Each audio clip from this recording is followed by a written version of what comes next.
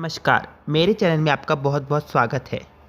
क्या आप भी बनाना चाहते हैं बाज़ार जैसे वड़ा पाव घर पर, वो भी इस ट्रेडिशनल वड़ा पाव चटनी के साथ। और ये वड़े जो देखने के साथ साथ खाने में भी बहुत मज़ेदार है। आइए देखते हैं परफेक्ट वड़ा पाव बनाने की रेसिपी। सबसे पहले हमने यहाँ पे 2 से 3 बड़ी चम्मच बेसन ले लिया है, या फिर 1 बाउल जितना बेसन ले लिया है, जिसमें हम मिलाने वाले हैं स्वाद अनुसार नमक। नमक डालने के बाद हमने यहाँ पे तकरीबन आधी चम्मच जितनी हल्दी डाली है, जिससे हमारे वड़ों का कलर बहुत अच्छा आएगा। थोड़े से अजवाइन डाल ली है और 1/4 चम्मच डाल लिया है बेकिंग सोडा। अब इन सभी चीज़ों को अच्छे से मिक्स कर लेंगे और एक बैटर प्रिपेयर कर लेंगे। ध्यान रखिएगा कि आप जो बैटर को मिक्स कर रहे हैं एक ही डायरेक्शन में मिक्स करें।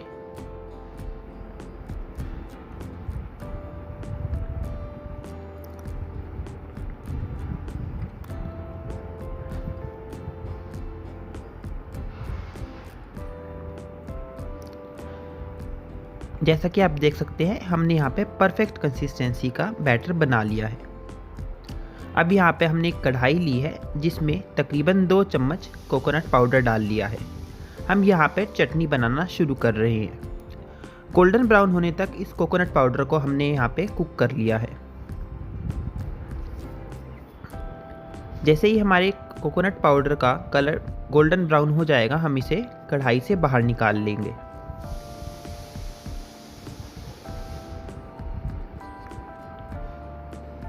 उसके बाद हमने यहाँ पे फ्राई करने के लिए ऑयल ले लिया है, जिसमें हम सबसे पहले हमारे गार्लिक को इसमें डाल लेंगे। हमने यहाँ पे 15 से 20 लहसुन की कलियाँ को ले लिया है।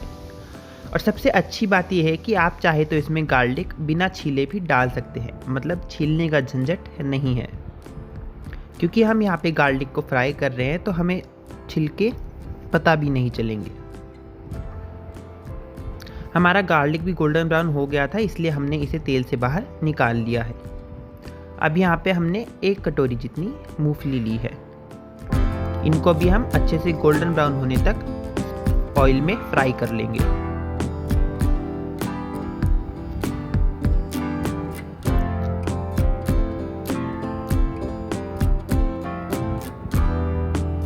जैसा कि आप देख सकते हैं हमारी मूंगफलियाँ अच्छे से फ्राई हो चुकी है और इनको हम बाहर निकाल लेंगे।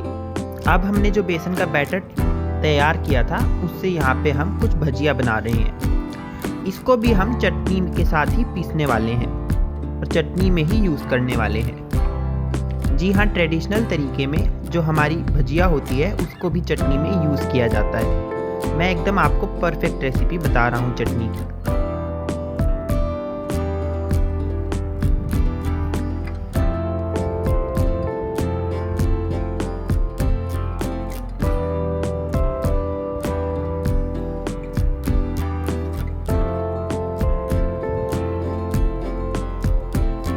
अब हमारे चटनी बनाने के सभी इंग्रेडिएंट्स तैयार हो चुके हैं। इन सभी को हम मिक्सर जार में ट्रांसफ़र कर लेंगे और अच्छे से पीस लेंगे। चटनी को हम थोड़ा दरदरा टेक्सचर में ही पीसने वाले हैं, क्योंकि यह चटनी एकदम बारीक नहीं होती है।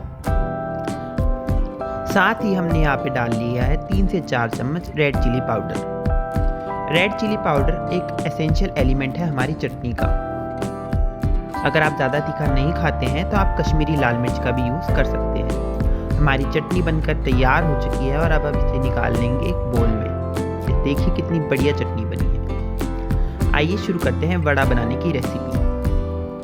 सबसे पहले हम यहाँ पे एक कढ़ाई ले लेंगे, जिसमें हमने राई डाल ली है। अभी हम यहाँ पे इसमें डाल लेंगे कुछ करी लीव्स।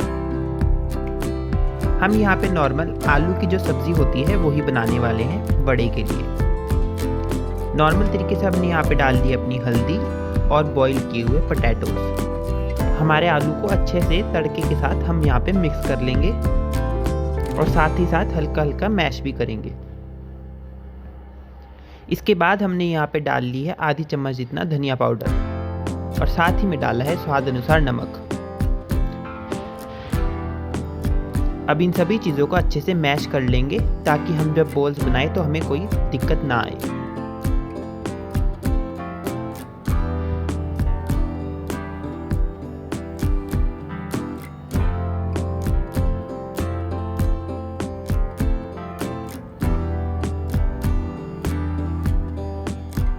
अब हम डाल लेंगे फ्रेश कोरिएंडर लीव्स।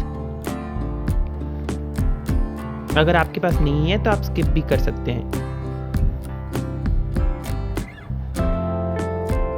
हमारी आलू की स्टफिंग बनकर तैयार हो चुकी है और अब हम इस स्टफिंग की छोटी छोटी बॉल्स बना लेंगे, जिसको हम बेसन में डालने के बाद अच्छे से कढ़ाई में फ्राई कर लेंगे।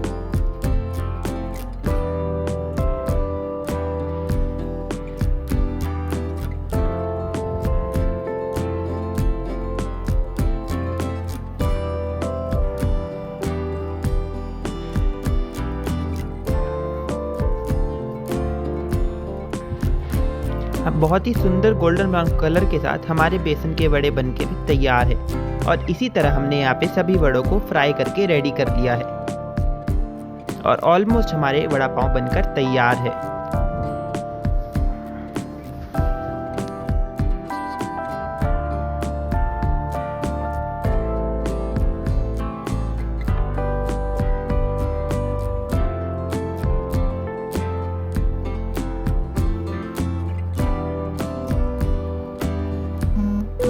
जैसा कि आप देख सकते हैं हमारे सारे के वड़े अच्छे से बनकर तैयार हो चुके हैं और कितने बढ़िया वड़े बनकर तैयार हुए हैं।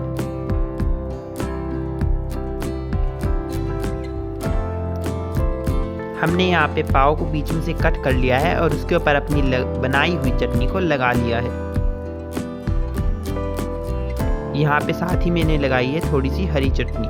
अगर आप चटनी की रेसिपी देखना चाहते हैं तो उसका लिंक मैंने डिस्क्रिप्शन में और आई बटन में दे दिया है। हमने यहाँ पे हमारे तैयार किए हुए वड़ों को पाव के बीच में रख लिया है और अब हमारे वड़ा पाव तैयार है खाने के लिए। आप भी इस रेसिपी से वड़ा पाव ज़रूर बना के देखिएगा और अपने परिवार को ज़रूर खिलाइएगा।